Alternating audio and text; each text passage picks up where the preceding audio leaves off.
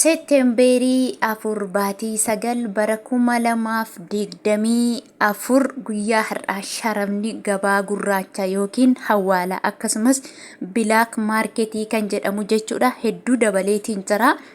Biyyoota ani isiniif qabadhee dhufe biyyoota 16 jechuudha. Biyyootan 16 kana biyyoota Arabaa waliin wal qabate kanneen akka paawundi sterlingii, chaayinaa hiiwaanii, Swiidin kiroon, Kanaadaa doolaar, Awustiraaliyaa doolaar, Ijipshiyaan paawundii, Yemenii riyaal, Turkii riilee, Ameerikaa doolaar, akkasumallee Joordaan dinar, Bahrein dinar, Oman riyal, Qatar riyal, Saudi riyal, Dubai dirham biyyotan kana isinii qabadhee dhufe nagaa siin daganne nagaa fi araarri jaalalli waaqayyoo lafaaf mandara gole jirtan isiniif abaay'atu akkasumallee obboloota koo amantaa biraa taatanii na ordofaa jirtan nagaan lafa jirtanitti isiniif haa ta'u isiniin jechuun barbaada.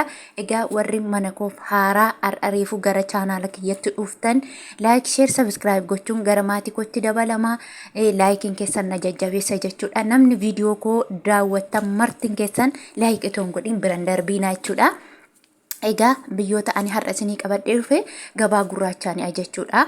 Gabaa gurraachaan Ameerikaa doolaarri irraa isinii ka'a baay'ee ol ka'ee jira har'a sharafni jechuudha.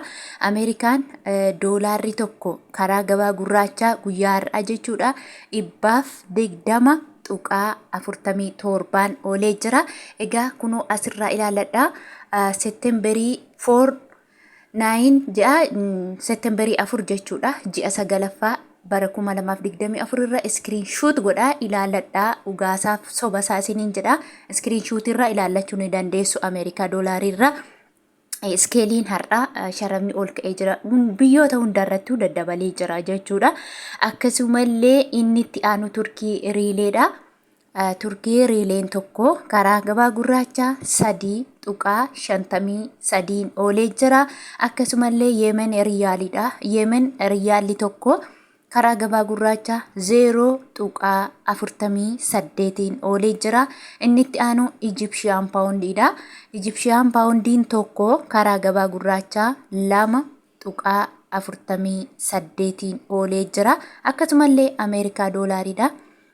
Ameerikaan doolaar akka Awustiraaliyaa doolaarri tokko karaa gabaa gurraachaa 80.78.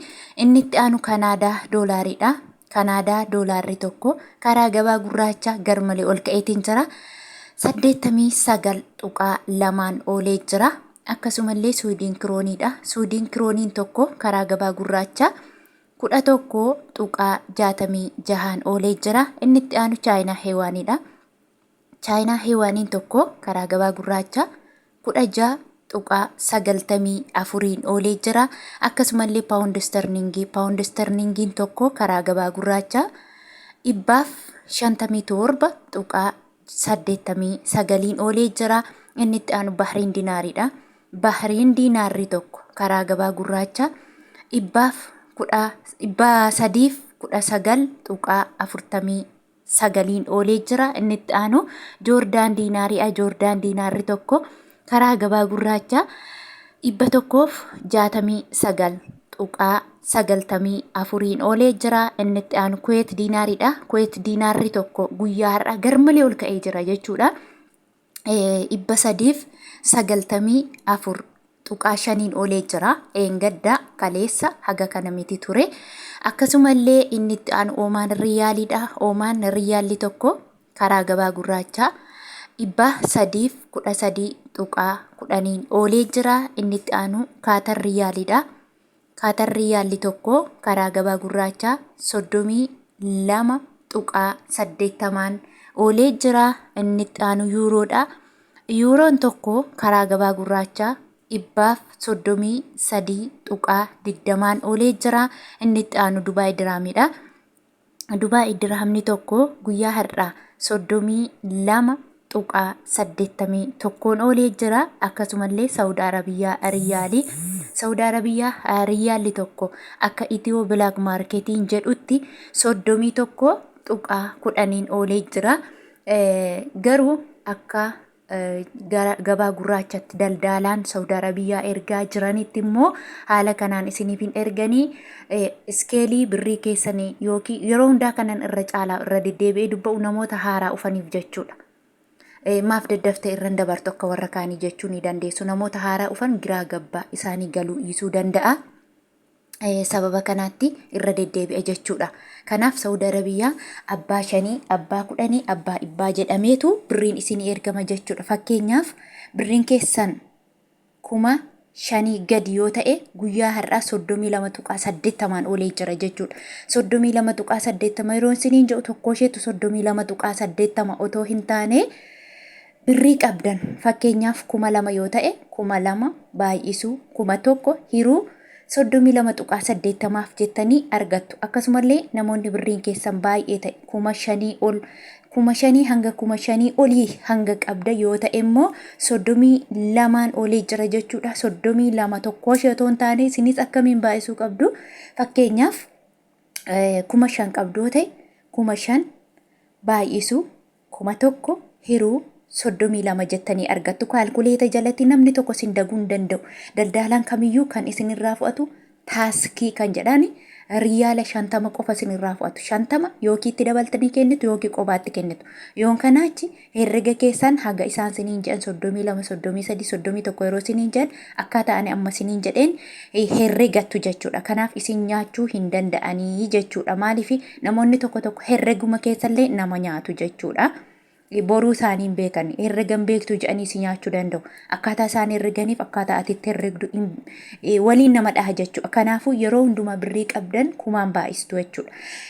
Baay'ee yoo ta'e 32 hirtuu, xiqqoo ta'e immoo 32.80 hirtuu jechuudha. Gaaffii qabdan asumaan irra deebi'a. Akkasumallee biyyi itti aanu Swiss frankiidha. Swiss frankiin tokko guyyaa har'aa karaa gabaa gurraachaa 42.13 olee jira. Inni itti aanu immoo Israa'el shiqilii jechuudha. Israa'el shiqiliin tokko guyyaa har'aa karaa gabaa gurraachaa 32.48 olee jira. Inni itti aanu Beirut namoonni baay'een viidiyoo toon dhaggeeffateen gaaffii na gaafattu jechuudha. Ani viidiyoo keessatti nan dubbadha jechuudha. Beirut yeroo hundumaa Beirutiif kan kaffalamu doolaara gosa 3tu jira. Ameerikaa doolaar, Kanaadaa doolaar, Awustiraaliyaa doolaaritu jira. Garuu miindaan warri Beirutitti hojjetanii Ameerikaa doolaaraan hojjetama. Siniif kennama jechuudha. Sinii kaffalama. Kanaaf warri Beirut jirtan doolaara Ameerikaa 120.47 iskiriinii irra ilaalladha. Isa jalqabaa irratti jechuu barbaadeeni. Asumaanis gaaffii yaada qeeqa yoo qabaattan barreessuu dandeessu. Laayikii gochuu immoo hin dagatina. Laayikiin keessan haamilee guddaa ta'a jechuudha. Akkasumallee guyyaa har'aa dhiifama naa godha. Taphattabaan odeessa jechuudha. Sababiinsaa meeqa na waamu meeqa viidiyoo amma jedha ammarraa isaa amma jalqaba amma isaa amma jalqaba amma isa dhugaa dubbachuu si'a 5 si'a 6 deebi'ee viidiyoo kana hojjechuuf jechuudha. Irraa na waamu akka waan hattuu tokkotti na jedha taphattabee jechuudha. Maaliif konfiidensii mataa koo godhadheetiin tasgabbaa'ee hojjechuu hin dandeenye jechuudha. Maaliif guyyaa har'a baay'ee na waamu. Sababa kanaatti iddoo dogoggora daddafee yookiin immoo taphattabaa dubbadhee dhiifama isiniin jechuun jaaladha. Hanga turtii biraa walitti deebinutti nagaan naa turaa isin jaaladha. Isin kabajaa maamiloota kiyyaa maatii jaalala.